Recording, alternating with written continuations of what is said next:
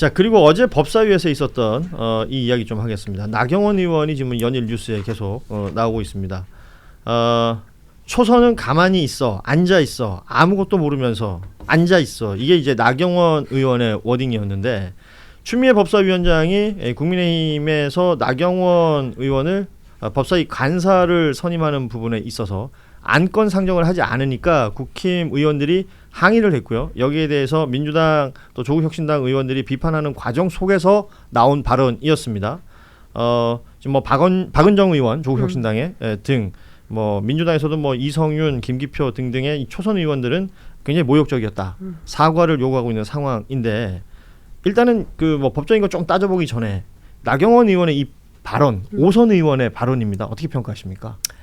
아니, 그러니까 그 어제 박지원 의원께서 잘 설명을 하셨는데 그 국회에 무슨 계급도 없다, 병과도 없다. 그리고 그게 초선이든 재선이든 맡은 바 열심히 의정활동하면 되는 거지. 초선은 가만히 있으면 저는 무슨 약간 엄마가 딸 야단치는 것 같은 그런 느낌도 받았는데 반말짓거리를 상임위원회 회의에서 그 여당 의원 그 거기 조국혁신당도 야당인 거죠. 여당에도 있었고요. 그러니까 그 맨날 존경하는 계속 어제 그 나경원 의원이 계속 지속해서 했던 말이 뭐냐면 존경하는 민주당 의원님들 계속 그렇게 얘기를 해요. 일도 존경하지 않으면서 말로는 그렇게 하는 건데 예. 그러면서 인상을 굉장히 뭐 사납게 쓰면서 반말을 한단 말이에요. 가만히 있으라고. 저는 그런 모욕적 상황을 견뎌야 하는 초선 의원들이 진짜 황당할 것 같고 거기가 무슨 선배가 후배 가르치는 교육의 훈련회장도 아니지 않습니까? 근데 거기에서 국민들이 다 보고 있고 생중계 카메라가 돌아가고 있음에도 불구하고 그런 억측을 얘기하면서 자기 그 간사를 시켜주지 않겠다는 것에 대한 불만을 제기하는 거였잖아요. 예. 근데 저는 그것도 그동안 국회에서 잘 못 보던 거고 오늘 나경원 의원이 해명을 했는데 협의 얘기를 계속 했어요. 그 뭐 어휘에 대해서 설명은 하지 않겠지만 그 예컨대 이제 야당 쪽에서 본인들이 그 주장해서 결정한 사람을 관철하는 게 다가 아니거든요. 예. 그리고 다 떠나서 법사위에서 내란 특별재판부를 설치하는 문제와 관련해서 의논을 앞으로 해야 되고 공청회도 열어야 되고 하는데 그 부분에 대해서 내란의 경우에 따라서는 중요 임무 종사자에 해당할 수 있는 사람을 간사로 시켜놓으면 자기 민원을 해결하는 창구로 쓸 거 아닙니까? 법사위 야당 간사직을. 그런 차원에서는 대단히 부적절한 거죠. 적어도 이 내란과 관련해서 좀 중립적이거나 객관적인 위치에 있는 사람을 간사로 해야 되는 거지. 여보란 듯이 그런 사람 딱 갖다 놓는다는 것은 일절 협상하지 않겠다라는 태도이기 때문에 정치적으로도 대단히 부적절한 거다 이런 비판할 수밖에 없습니다. 지금 말씀하신 것처럼 나경원 의원은 지금 뭐 6년 전에 있었던 그 패스트트랙 사건 때에 우리 흔히 빠루 사건이라고 얘기하는 그 사건으로 재판이 6년 동안 1심이 끝나지가 않았었잖아요. 이번에 9월 15일에 결심 공판을 한다는 소식이 나와 있고 말씀하신 것처럼 특검에서도 수사 대상이 될 수 있는 것이고 때에 따라서는 이제 법정에 서야 되는 것일 수도 있는데 법원이 피감기관인 법사위에 간사가 된다. 이것이 이해 충돌이 있을 수 있다는 얘기를 지금 해주신 겁니다. 저 페이스북에 글을 올려가지고 어제 상황을 설명을 하면서 국회법을 쭉 적어놨어요. 네, 그 부분에 대해서 좀 설명을 드릴 게 있는데 우리가 이제 간사라고 하니까 우리가 일반적으로 간사의 지위라는 게 일반인들이 보기에는 참 이게 애매해요. 우리가 어느 동문회 같은 데 가면 간사는 그냥 사람들한테 전화 돌리는 역할을 하는 거고 총무기도 하고 그런데 우리가 이제 국회 상임위원회의 간사 지위를 정확히 이해할 필요가 있는 게 국회 상임위원회의 간사는 국회법상 거의 부위원장의 지위를 가지게 됩니다. 위원장이 거리될 경우에는 직무를 대리할 수 있는 권한도 있어요. 굉장히 중요한 사회권 그런 이제 법적 지위를 가지고 있거든요. 그렇기 때문에 실제로 우리 국회법에서는 간사를 위원들끼리 호선하도록 되어 있어요. 호선이라는 거는 위원들 간에 선출을 하는 거죠. 그럼에도 불구하고 지금까지는 관행적으로 그 당에서 교섭단체인 당에서 자, 이 사람을 간사로 할게 그러면은 그걸 인정하면서 호선을 했던 것 뿐이에요.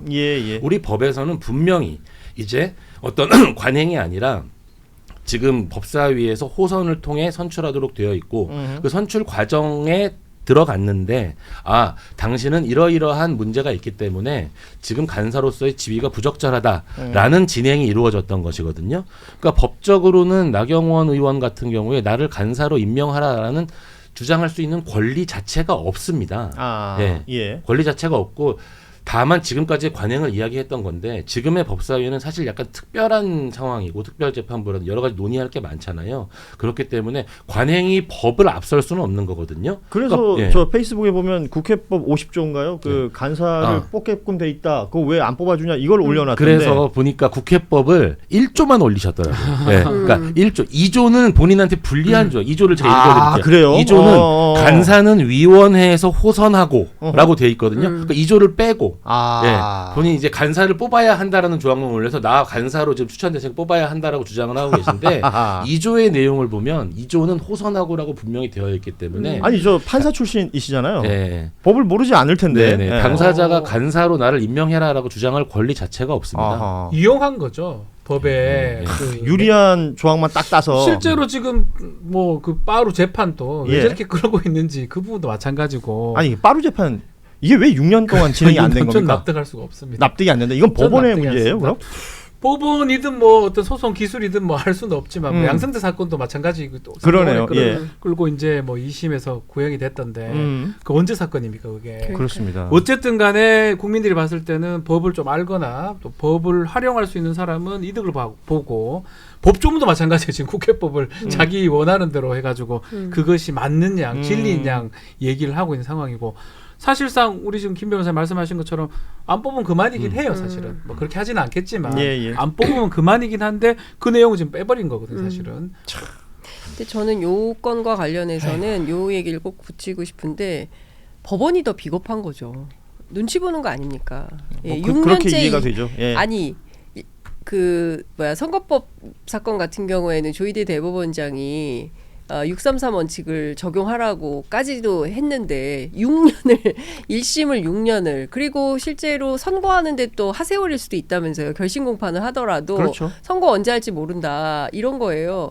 그러니까 정치권 눈치 보기를 하니까 법원에서도 제대로 된 판결도 안 하고 이런 거 아니까 윤석열 정권 하에서 여당 국회의원 봐주게 한 거잖아요. 지속적으로. 그러니까 저는 이번 뭐 검찰 개혁 얘기가 많이 나오지만 법원 개혁도 절대로 빼놓고 그냥 지나가서는 안 된다라는 게 바로 나경원 의원의 이 빠루 사건이다 이렇게 생각을 하게 됩니다. 자유한국당 때거든요. 아유 옛날 얘기네요. 당명을 하도 바꿔가지고 그렇습니다. 거기가 미래한국당도 있었고 뭐 황교안이 나경원 원내대표. 이 사건 뭐 다들 기억하시겠지만 2019년에 패스트트랙 국회 선진화법 관련해서 패스트트랙이 진행되던 일련의 상황이었습니다. 그러니까 주요 민주당에서 개혁 법안들 패스트트랙에 태우려고 할 때 당시 자유한국당 국민의힘의 전신이죠. 막아서는 과정이었고 사진과 영상을 통해서 이 나경원 의원이 빠루 들고 있는 사진은 다들 보셨을 거예요. 본인도 안 들었다 자꾸 하는데. 근데 뭐 어차피 사진은 나왔는데 그 이후에 주장하는 것은 민주당이 빠루 사용한 것이다. 나경원 의원은 이런 주장을 하고 있는데요. 이것이 국회 선진화법 위반 혐의로 검찰에서 기소를 했었고 이때는 뭐 여야 의원들 다 기소했어요. 검찰에서. 정확하게 나누자면 또 그게 아닐 수도 있는 부분인데 보니까 자유한국당 쪽에서 황교안 전 대표, 나경원 의원 이렇게 해서 원내대표까지 해서 27명이 기소가 됐었고 민주당 쪽에서도 뭐 박범계 의원 등에서 한 10명 정도 포함이 돼 있는 건데 15일 날 결심 공판이 예정돼 있다.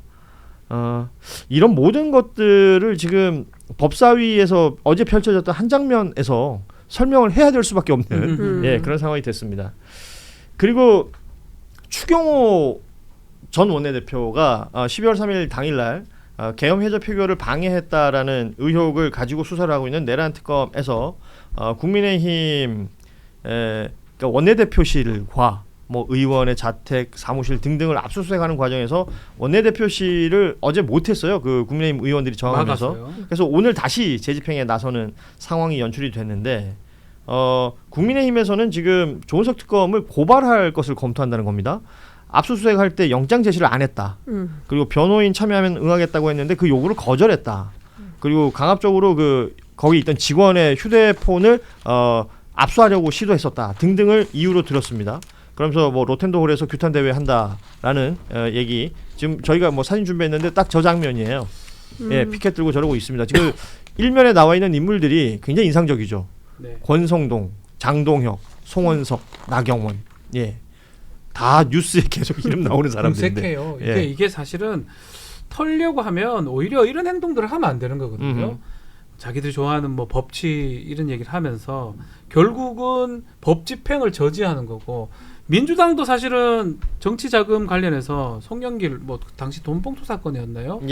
압색을 받아들였었어요. 뭐 그게 옳고 그름을 떠나서 법 집행하는 과정이고, 또 이건 어떻게 보면 추경호라는 정치인 한 명에 대한 부분이고, 많은 것들이 지금 의구심이 있는 부분이 엄청 많지 않습니까? 법원의 영장이 났다라는 건 판사가 그걸 확인하고 소명이 됐다라는 거거든요. 근데 정치권에서 지도부가 이걸 막는다면 계속하는 얘기지만 국민의힘은 아직까지 내란과 절연을 못했던 걸로 보이고 방해하는 걸로만 보이는 거거든요. 마찬가지 4명 얼굴 떴는데 방해 4명 딱 나온 거잖아요. 최고 지도 방해하는 4명. 최고 지도 방해. 저는 이거는 본인들 정치적으로도 불리하다고 보거든요. 이럴 때일수록 추경호를 자르는 게 사실은 맞지요. 그래서 결국 어떤 생각이 드냐면 추경호뿐만 아니고 더 관련된 거 아니냐. 추경호 잡혀들어가면 또 잡혀가는 거 아니냐. 이런 것까지 연결이 되는 게 사실입니다. 근데 지금 추경호 대표가 끝이 아니죠. 그러니까 조지현 그렇죠. 전 그 원내 대변인, 부대변, 원내 대변인을 했었어요. 사실은 그 이력보다는 그 전에 대통령실 행정관으로 있었던 이력을 더 주요하게 봐야죠. 윤석열 전 대통령이 나의 그 뇌 속에 있는 사람과 같다라고 표현할 정도로 친밀감이 있는 사람이니까, 중요한 포인트는 국민의힘이 그냥 그 당시의 여당 수준이 아니라 이 내란과 직접적으로 약간 뭐 부하수행처럼 역할을 담당해서 했던 파트너 아닌가라는 의심을 내란 특검팀에서 하고 수사를 벌이는 게 아닌가라는 생각을 하는 것이고요. 국민의힘에서 지금 프레임을 잡고 있는 게 야당 탄압 정치 보복이라는 건데, 이건 야당 탄압이라고 볼 수가 없는 것이 온 국민에게 총을 겨누었던 내란을 일으켰던 대통령과 그 집단에 대해서 수사를 하는 거예요. 그러니까 야당이 어떤 무슨 정치 행위를 했는데 그 정치 행위에 대해서 일방적으로 수사를 하는 무슨 정치 보복이 아니라 내란 수사를 하는 일환입니다. 거기에 관계되는 인원들에 대해서 수사 압수수색을 하고 있는 건데, 그 자체를 놓고 이렇게 주장하는 것은 잘못된 프레임일 뿐만 아니라 수사 방해를 하고 있는 거죠. 특검팀의 수사 방해를 하고 있는 거예요. 공무집행 방해예요. 근데 이거를 마치 무슨 자기들이 부당한 탄압을 받고 있는 것처럼 저런 주장을 하는 것은 온당치 않고, 저는 어제인가 그제 그 김민석 총리를 만난 장동혁 장동혁 대표가 뭐 총리 얼굴을 보면서는 활짝 웃으면서 그 카메라를 딱 볼 때는 완전히 찡그린 얼굴을 하면서 있던데, 중요한 것은 장동혁 대표가 과거의 일을 가지고 자꾸 수사를 하려고 한다. 특검의 수사 기간을 연장하고 내란 특별재판부를 한다고 하고 이거 야당 탄압이다. 계속 이런 주장을 하는 거예요. 그러니까 잘못된 프레임을 씌우면서 마치 자기들이 정당하고 의로운 일을 했는데 정권의 탄압을 받는 것처럼 주장하는 건 정말 잘못된 거죠.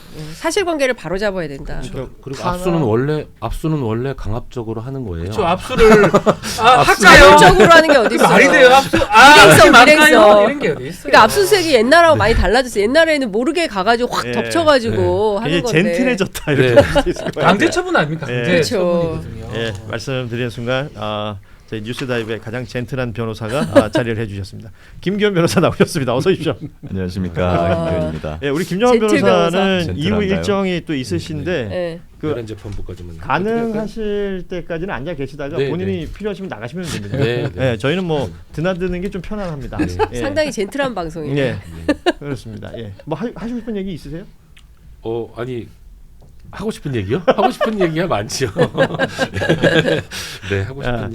자, 그러면 뭐 준비된 내용들 좀 보다가 우리 김정환 변호사는 시간 되시면 보내드리는 걸로 하고, 그 지금 국민의힘 상황을 잠시 얘기했었는데 내란 특검의 수사에 대해서 계속해서 이런저런 언급들을 합니다. 뭐 야당 탄압이다. 정치 탄압이다. 야당을 말살하려고 한다. 이런 얘기를 하는데 내란 특검은 그 부분에 있어서도 브리핑을 통해서 따박따박 국민의힘에서 내는 의혹들을 반박하고 있어요. 그 영장에 적시되어 있는 시간과 그 기간 안의 내용들을 압수하는 것이기 때문에 이 내용들 정확하게 공지를 했고, 이 부분에 문제가 없다는 얘기를 오늘 또 오후 브리핑에서 했던데, 왜냐하면 국민의힘이 뭐 이것저것 다 털어간다 뭐 이런 식의 취지를 얘기를 하고 있기 때문에 이렇게 반박을 한 것으로 보입니다. 근데 이런 와중에도 보면 뭐 전한길이라는 인물은 뭐 지난번에 보니까 미국에서 막 라이브를 하고 이러더라고요. 거기에 최근에 떠오르는 인물은 김민수 최고위원인 것 같습니다. 오늘 아침 라디오에서도 얘기를 한 게 있습니다. 그 윤석열 접견 신청했다가 이게 불어댔는데 다시 신청한다라는 얘기를 하면서 장동혁 대표하고 같이 갈 수 있다라는 얘기를 했어요. 그리고 뭐 윤석열, 김건희 석방을 꾸준히 주장하고 있는데 왜 초창기에 이런 얘기 막 하면 당 지도부하고는 합의된 내용 아니다 이러면서 당에서는 선을 그었는데 네. 계속 그렇지 않은 것 같은 정황들도 그거예요. 나와요. 예. 김민수 최고가 사실 이 정도는 아니었거든요. 뭐 개인적 잘 알아요?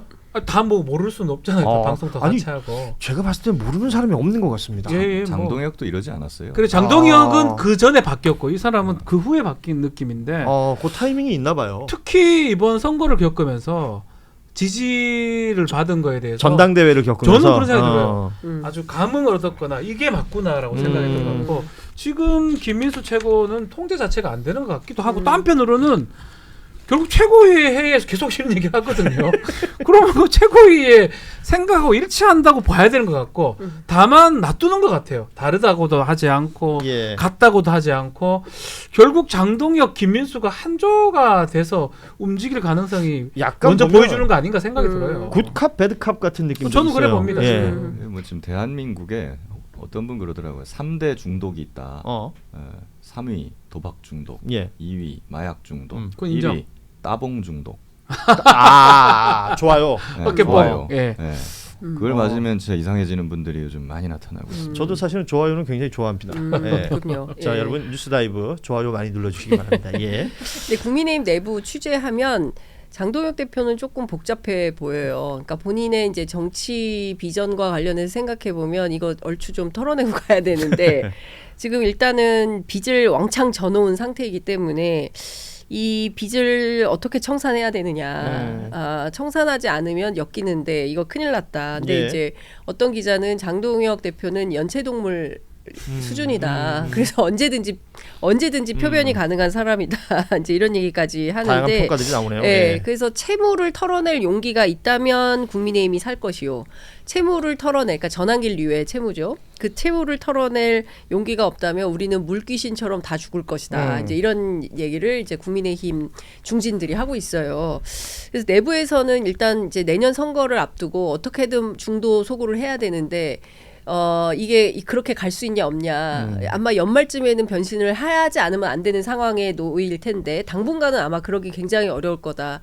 그리고 오늘이 수요일이죠. 네. 내일 국민의힘 앞에서 극우 유튜버들이 집회합니다. 아이고. 똑바로 해. 예. 국민의힘에 가만두지 않게 대해서? 했어. 가만두지 않게 했어. 예, 똑바로 해. 그렇기 때문에 제가 보기에는 상당히 이제 몰리고 있어요. 그들이 있어요. 말하는 똑바로 해는 어떤 부분이에요? 윤어게인이죠. 윤어게인. 예, 윤과 함께. 1도씩 중도로 방향을 틀지 말라는 얘기군요. 큰일이죠. 예, 그럼 원하지 않죠. 그러면은 우리 전환길 선생을 비롯해서 그 류의 전환길 류의 사람들이 아마도 이제 표정을 또 바꾸게 되는 겁니다. 예, 그렇기 때문에 집회 신고는 따봉 중독자들의 집회 이런 식으로 이름을 붙였습니다. 사실 모르겠어요. 따봉이란 말을 아는 세대가 조금 이제 윗세대인데요. 요즘 아랫세대들은 따봉이란 말을 잘 모를 텐데 따봉이 무슨 말인지 브라질에서 맛있는 오렌지를 찾으면 따봉 그 광고를 아시는 여기는 알아요. 여기는 알죠. 여기 계신 분들은 다 아는 세대. 순간적으로. 예, 그렇습니다.